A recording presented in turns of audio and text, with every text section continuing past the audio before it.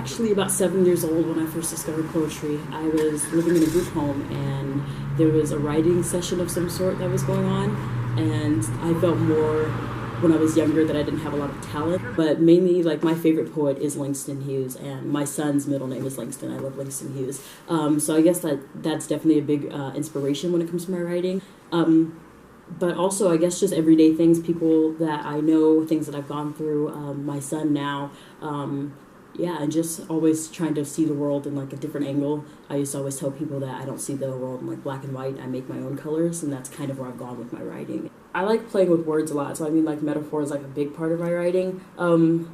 I like to say when I write, like my goal is to make people uncomfortable, like to like shift around in your seats and whatnot, because then I know I've reached like my goal, like I've done exactly what I need to do.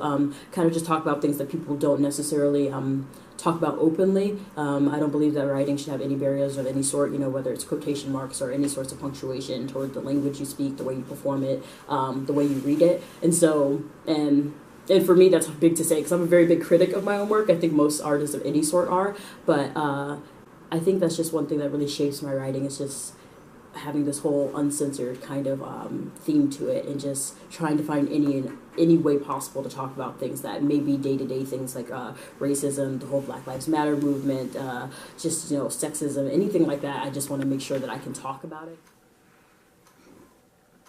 When I turned 18, I came to Seattle from various other places and ended up being homeless. And so while I was homeless, it was kind of like this whole battle between, you know, my anxiety and lots of other things I was dealing with on my own, with trying to get somewhere with my writing and continuing to do that. And then I found out I was pregnant, and that kind of, you know, for the most part, I thought it would, normally I think it would send most people into like, you know, kind of a downward spiral, like all these things are going wrong, and now I figure I'm going to bring in like another life into this world. For me, it kind of made me more inspired and kind of made me work harder, even though it was really, really hard.